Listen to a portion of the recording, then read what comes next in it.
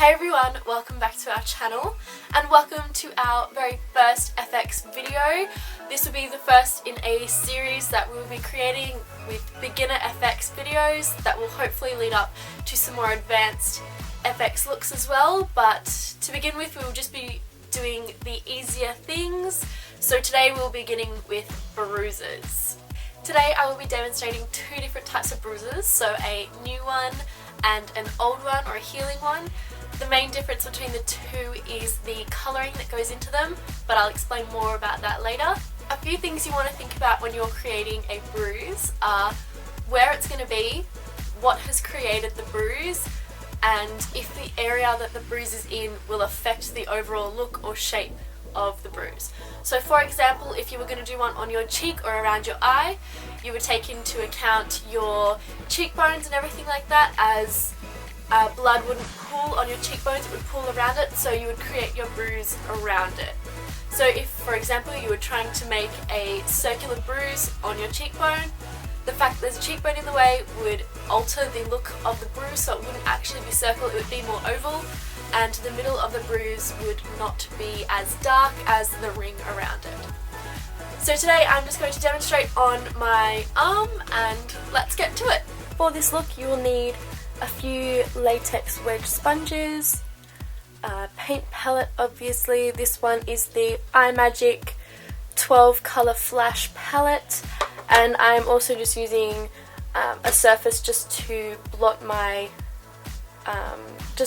colours out on first, just to make sure that they look right before I put them onto my skin. So to start out with, taking a wedge sponge just like this, and just on the white edge I am going to pinch and pull just like that, so it leaves a little divot in the edge of the sponge there. So we're going to do that right over the surface of the sponge.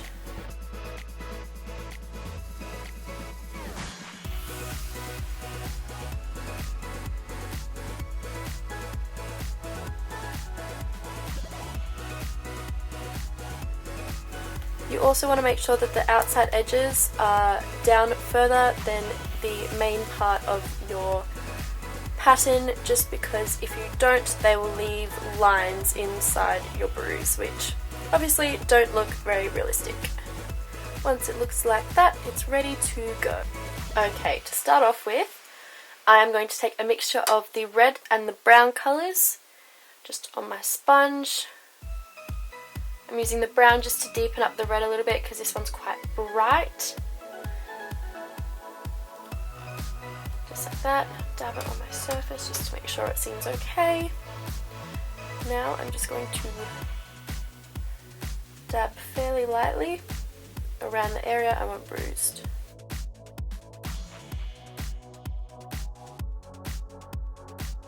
Next I'm just going to take my finger and I'm just going to dab around the edge just to blend it out a little bit.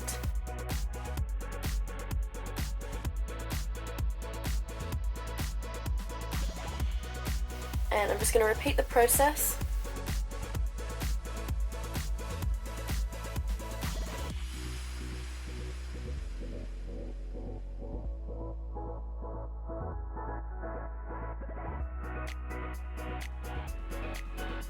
So now I'm going to take a mixture of the red and the blue, or you can take a purple colour depending on what you have. Dab it here. Now you want to dab just in the shape of your bruise. Alright, now you want to do the same thing again, but this time keep it really tight.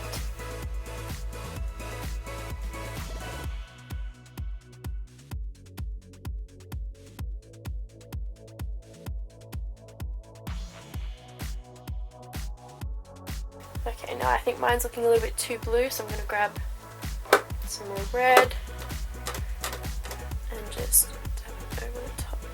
There we have one fresh bruise. For the second bruise, we are going to do a bruise that has started to heal. So we're going to use the same technique as the first time with the sponge. and we're just going to change up the colours. So first of all we're going to start with the yellow. Dab the yellow, and I'm just going to do a little bit of green, not much, just a really little bit.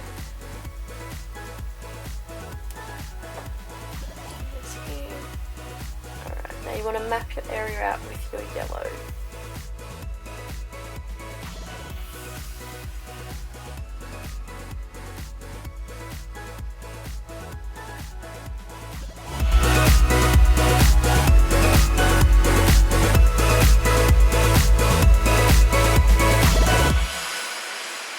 Again, just starting in the middle and working your way out. Now for the colour in the centre, we are going to take our red and brown mix, however we're going to add more brown this time to make the colour really, really dark.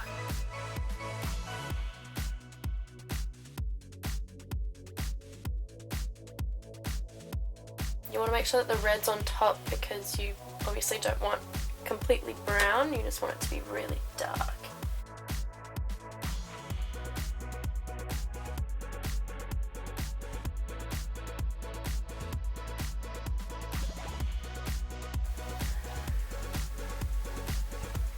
Okay, so taking those two colours again, tapping them off, I'm going to do the same thing, right in the middle.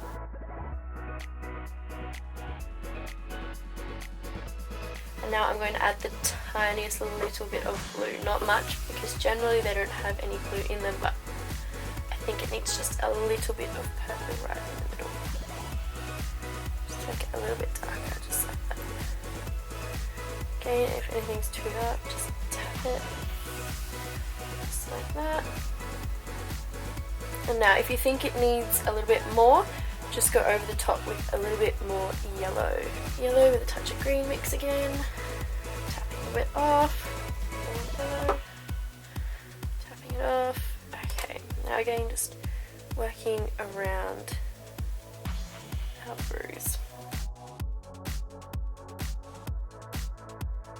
And one thing I forgot to mention with the last bruise is that now because my paints are oily and creamy based, I like to put a layer of translucent powder just over the top just to set everything in place, especially for spots that are going to rub against other things. So for example, if I was to bend my arm right now, it would transfer to the top of my arm. So if you put the translucent powder over the top, it will just make sure that it stays in place. So I'm just going to quickly do that now. Okay, so using a big fluffy brush, just going to lightly tap some translucent powder just over the top. It also helps to make the paints look like they've settled more into your skin, so it makes it look a little bit more realistic.